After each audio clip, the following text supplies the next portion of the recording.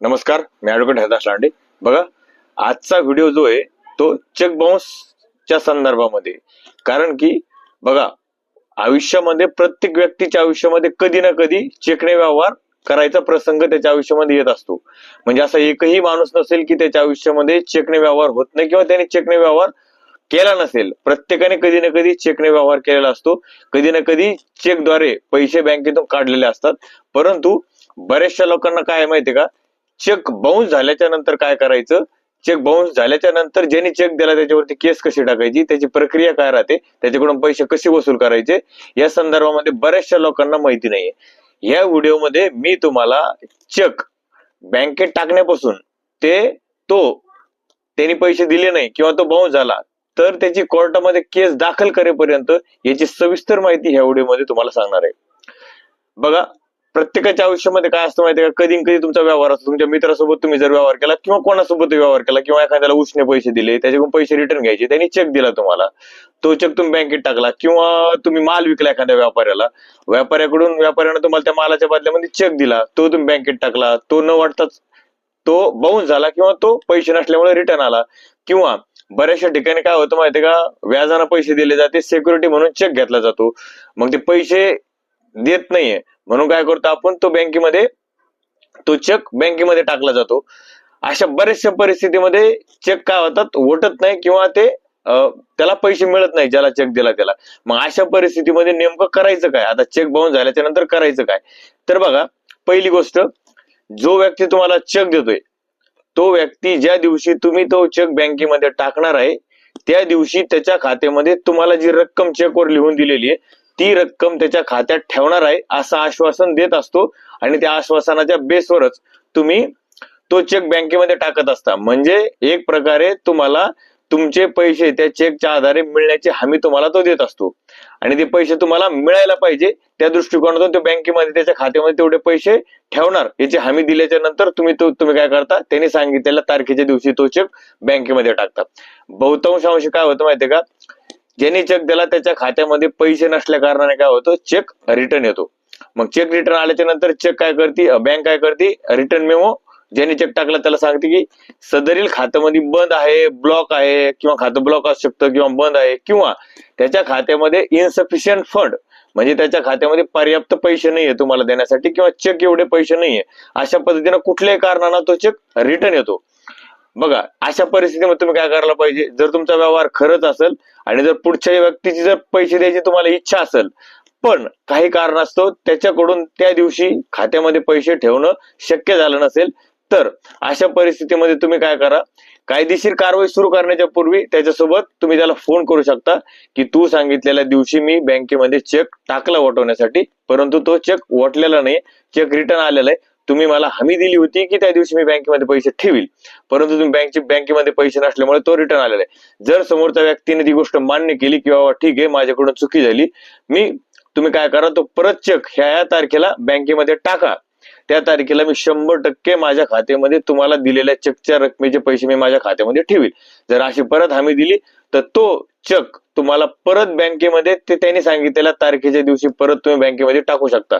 आणि जर अशा परिस्थितीमध्ये त्याने जर सांगितलेल्या तारखेच्या दिवशी जर तुम्हाला पैसे मिळाले तर या ठिकाणी तुमचं काम होऊन जातं.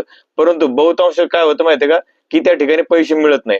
आता तुम्ही दुसऱ्या वेळेस चेक टाकला तरी तो चेक न वाटता रिटर्न आला किंवा कुठल्याही परिस्थितीमध्ये बँकेमध्ये तो चेक रिटर्न आला तर अशा परिस्थितीमध्ये इथून सुरू होती कायदेशीर प्रक्रिया चेकचे पैसे वसूल करण्यासाठी. मग याला सगळ्यात पहिली प्रक्रिया काय, ह्या सगळ्या गोष्टी झाल्याच्या नंतर तुम्ही ज्या दिवशी चेक बँकेमध्ये टाकला बँकेने तुम्हाला तो चेक रिटर्न मेमोसह परत द्याला. आता तुम्ही काय करा, तो बँकेनं रिटर्न मेमो तुमच्या हातात दिला, ज्याने बँकेत चेक टाकला त्याच्या हातात दिला, त्याला कळलं की अरे त्याच्या खात्यामध्ये पैसे नाहीये, चेक रिटर्न आले. ज्या क्षणी तुम्हाला बँकेकडून रिटर्न मेमो मिळेल तो चेक बाउन्स झाल्याचा, त्या दिवशीपासून समोरच्या व्यक्तीला ज्याने तुम्हाला चेक दिलेला आहे त्या व्यक्तीला 1 महिन्याच्या आतमध्ये तुम्हाला लिगल नोटीस पाठवावी लागते. ती असती डिमांड नोटीस, तिला लिगल नोटीस पण म्हटलं जातं. म्हणजे चेकची जी रक्कम असती ती रक्कम मागणी करण्यासाठी एक तुम्हाला लिगल नोटीस त्या व्यक्तीला पाठवावी लागती. त्याचं लिमिटेशन आहे 1 महिना. लिमिटेशन खूप महत्वाचं आहे. लिमिटेशन जर तुम्ही जर लिमिटेशनच्या आतमध्ये जर गोष्ट केली नाही तर तुमचा चेक बाउन्स झाल्याची किंवा तुम्हाला कोर्टामध्ये केस दाखल करता येणार नाही. त्याच्यामुळे हे लिमिटेशन खूप महत्वाचं आहे. चेक बाउन्सचं जे काही रिटर्न मेमो आला त्या तारखेपासून 1 महिन्यामध्ये समोरच्याला नोटीस पाठवायची. ज्या दिवशी तुम्ही त्याला समोरच्याला नोटीस पाठवली, त्याला ज्या दिवशी त्याला नोटीस मिळेल समोरच्या व्यक्तीला, त्या दिवशीपासून 15 दिवसाचा वेळ त्याला दिलेला राहतो. बघा, 15 दिवसाचा वेळ खूप महत्वाचा आहे. ज्या दिवशी त्याला नोटीस मिळाली समोरच्या व्यक्तीला, त्या दिवशीपासून त्याच्याकडे 15 दिवस असतात ही केस टाळण्यासाठी. कोर्टामध्ये हे प्रकरण न जाण्यासाठी 15 दिवस असतात. म्हणजे थोडक्यामध्ये त्याला डिमांड नोटीस मिळाल्यापासून तुमची चेकची रक्कम देण्यासाठी 15 दिवस असतात. हे 15 दिवस तुम्हाला वाट बघायची आहे की तो 15 दिवसात पैसे देतोय का किंवा काय म्हणतोय. तर बघा, 15 दिवस ज्या दिवशी कंप्लीट होतील त्याच्या दुसऱ्या दिवशीपासून तुमचं कोर्टामध्ये प्रकरण दाखल करण्यासाठी लिमिटेशन पिरियड सुरू होतो. हे 15 दिवस संपले. आता या 15 दिवसानंतर तुम्हाला 1 महिन्याचा पिरियड असतो. आता कॉज ऑफ ऍक्शन सुरू झालेली आहे. 16व्या दिवशीपासून कॉज ऑफ ऍक्शन सुरू होती. नोटीस पिरियड संपला, 16व्या दिवशीपासून 1 महिन्यासाठी कॉज ऑफ ऍक्शन सुरू होती. या 1 महिन्याच्या आतमध्ये तुम्हाला कोर्टामध्ये प्रकरण दाखल करणं गरजेचं असतं. जर तुम्ही प्रकरण ह्या 1 महिन्याच्या आतमध्ये जर दाखल केलं नाही तर तुमचं प्रकरण लिमिटेशन मध्ये बसणार नाही. तुमची चेक बाउन्सची केस खारिज केली जाईल. किंवा जर तुमच्याकडे कारण असेल, हे अपवादात्मक परिस्थितीमध्ये तुम्ही विलंब माफीचा किंवा विलंबाचा अर्ज दाखल करून, डिलेचा ऍप्लिकेशन दाखल करून तुरळक मॅटर मध्ये एक्सेप्शन मध्ये अशा पद्धतीची सूट घेऊ शकता. परंतु तुमचं प्रकरण व्यवस्थित चालण्यासाठी तुम्हाला 1 महिन्याच्या आतमध्ये प्रकरण पुढे कोर्टामध्ये दाखल करावं लागतं. जर तुम्ही प्रकरण दाखल केलं तर तुमचं प्रकरण कायदेशीर ग्राह्य धरलं जातं. ते प्रकरण जेव्हा कोर्टात दाखल होतं 1 महिन्याच्या आतमध्ये, त्याच्यानंतर मग तुमचं व्हेरिफिकेशन होतं. व्हेरिफिकेशन झाल्याच्या नंतर तुम्हाला कोर्टात बोलवलं जातं. कोर्टासमोर जे काही तुम्हाला विचारलं जातं, चेक नंबर वगैरे, अमाऊंट वगैरे कशा पद्धतीने दिलेलं आहे सगळं विचारलं जातं.